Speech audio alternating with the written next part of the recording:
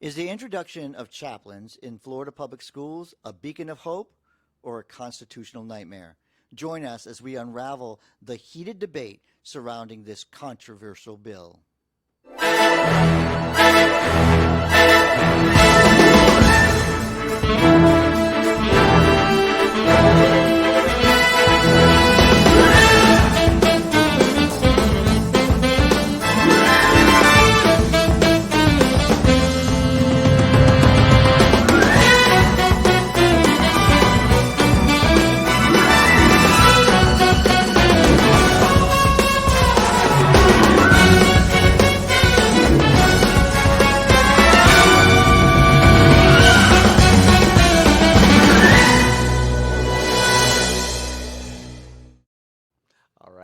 All right. The Florida House passed a bill permitting chaplains in public schools for mental health support, sparking debate over its constitutionality. Concerns include religious coercion, constitutional violations, and the lack of training requirements for chaplains. Let's go, Joel. Okay, so let's see. Point number one, concern including religious coercion. Yes. There is no pastor that is out there coercing somebody. You're talking about the term is totally different. Evangelizing is what they're worried about. So let's put it out there. They don't want the chaplain to evangelize. Well, put the rule in there, okay? If there's a rule in there, they won't evangelize. Isn't there a constitutional amendment? That's the second. Hold on, that's the second thing. Constitutional violation. It doesn't violate the Constitution to have a mental health professional that has a religion. We're not saying that it has to be a Catholic chaplain. It has to be, you can have an atheist chaplain for all I care. The concern I have is on your last point, David, which is the training requirements for chaplains. Okay, let's make sure that you have the rules in effect that they have to be a mental health professional, they have to be avoid evangelizing, and then you need to make sure that the law states that it cannot be one denomination. It has to be a vast amount of religion. It can't be specific to a school. Okay. All right, so this is more in my wheelhouse since I spent a good part of my adult career in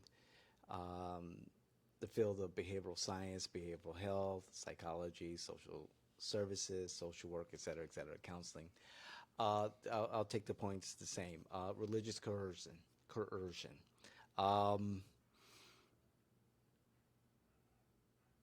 What stops someone, as we kind of argued or discussed in another episode about teachers and the propaganda that they may have on their desk in their room influencing our students? What will stop the Parental Bill of Rights? I got you right there. The Parental Bill of Rights stops it right there. So that would also address. Absolutely, it would address this bill right here, because that would be, the parent would have to approve of anything that the chaplain has. So I believe I believe the way it's written. A priest would not have to. Would not have the right to evangelize. Coercion. I mean, coercion can come in different forms. Well, like coercion is a very big word. Yes, as stated in this particular summary. I mean, they're wearing your priest outfit. I forgot what they call it. I grew up in the Catholic Church. I should know this. Your collar. Just wearing a big cross around your neck. Okay. Or if you're a Satanist, that's not coercion. It's passive coercion. That's not coercion. Coercion means that you're forcing a doctrine or a decision on a person. Coercion takes a lot. I mean, it's not like. I don't think so. Okay. Coercion could be quiet. It could be passive, over time. So you're worried. influences So the you're worried. decision So or you. the beliefs of another. So Can we you. get a definition on coercion, please? So yeah, I do want that definition because I believe We'll come that back to it. a lot of children, you're worried about a child saying, so why does your cross have Jesus on it? Or who is that on your cross? That's not coercion. That's inquisitiveness.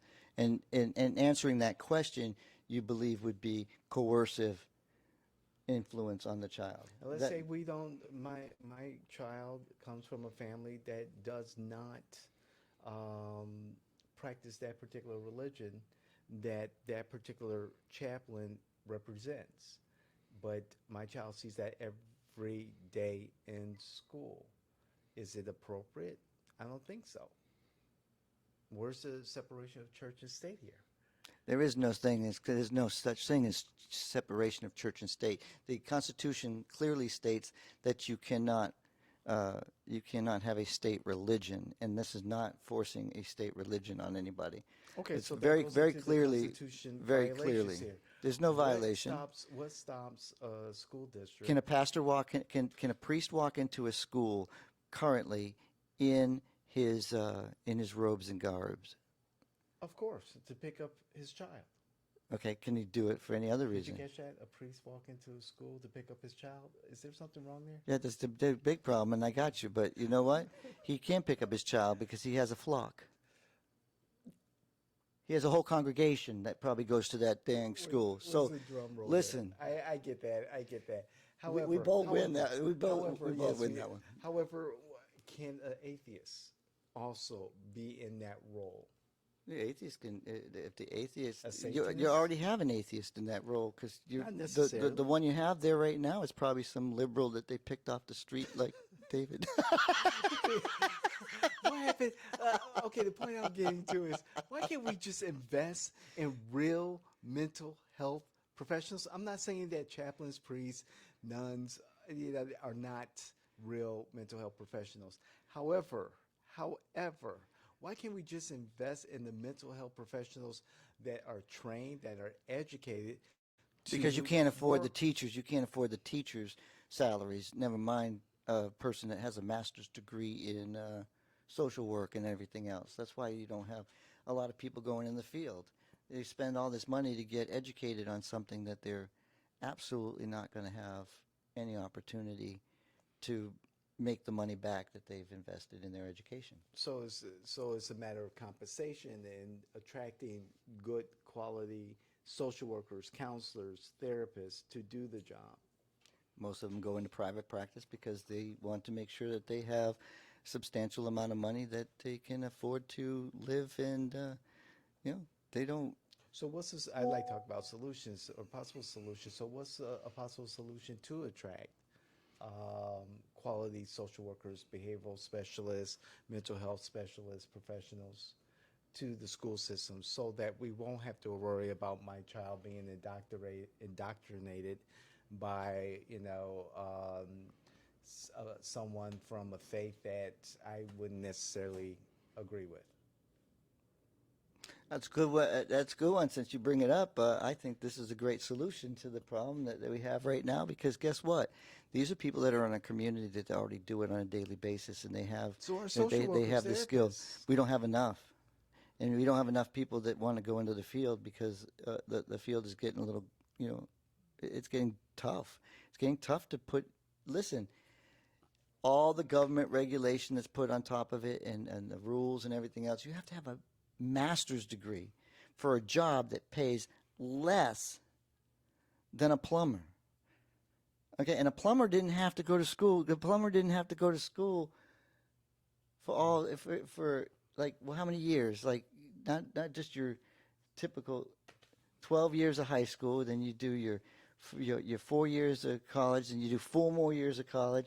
Now you got your master's degree. You spent all that money, and you sit there and you get a job that pays $32,000 a year. Yeah, that's why I avoided working in the schools. It among hurt, other didn't it? reasons. But it hurt, right? Yeah, You did I all agree. that education, you got all that, and you have a job that, first of all, nobody likes you. Yeah. Except for the person that's actually got your care, and then even they don't appreciate it Sure. if they have to pay the bill. Sure.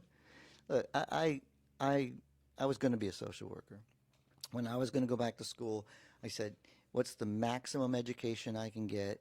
And really, this is an opportunity for me to go get my master's degree. And I started looking at it, and I go, I will never be able to pay back. I will never be able to pay it back. It's just not feasible. There's not enough, and there are not enough quality jobs out there. $32,000 a year, I could go back in the United States Army and make more money than that. That's where my dilemma is. It's not. It's so much government red tape in the job, and it's such a huge responsibility. I think this is a great solution. These are, as long as you make sure you put your safeguards in place. Look, if you don't want them wearing it, if you don't want them to be dressed in their with their collar, or if you want to make sure that it's more than that, though. For me, I mean, again, being a mental health professional in my past life, there are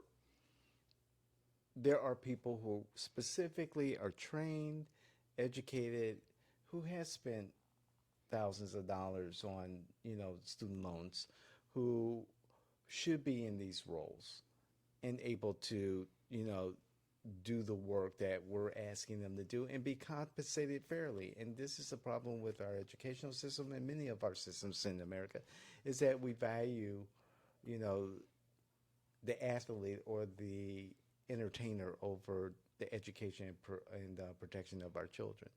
Our value system's screwed up. That's a whole conversation for a different one. Voila. But David, again, I like this. I like this bill. I think you give it a chance. It would be a good bill. I'm from a faith that I know that I trust the chaplains that we would be able to provide. Our pastors are highly qualified in. My faith is Lutheran, but through our seminary school, they have to be just as qualified in mental health counseling and family counseling. And I believe that the Catholic Church has the same high standards with their priests. Yeah, don't they have Even their though home schools to do that? Even though they have their see, David knows exactly where I was going to go with that. Yeah. If you want that, send them to a Catholic school, send them to a Muslim school, send them to a satanic school, whatever. Yeah, send them to the Jewish school out here. Right. That's why we have school choice here in Florida too. So guess what? We're taking care of all our bases. We're going to have all of them while covered. bankrupting the public school system, but that's a different story for another day. We shouldn't have a public school system. There you go. Good I'll say it right now. Our kids are coming out of the public school system, undereducated anyways. Parents need to hold themselves accountable and hold their schools accountable and be involved at every level of their If parents wanted to be education. teachers, they would get a license and go teach. Or homeschool. Let's see how that's working out. Homeschool children come out socially neglected in the fact that they have trouble networking and they have a hard time assimilating into the workforce. There's a problem with every single thing if you want to look at both sides of every story. But listen, we enjoy having a conversation with you, and I appreciate this conversation. Hey, tell us whether you think that chaplains should be in your school system with this bill coming out. Tell us what your thoughts and logic is here, and bring your facts, not your feelings. David, you make a good point. I hope that my point is well balanced. And look, like, share, comment, become part of the Informer, become part of the network that really knows, innovation, and join our team by subscribing today. Thank you, everyone. Thank you, team. We'll see you the next time. We are the Jane Washington Network, and you can't make this shit up.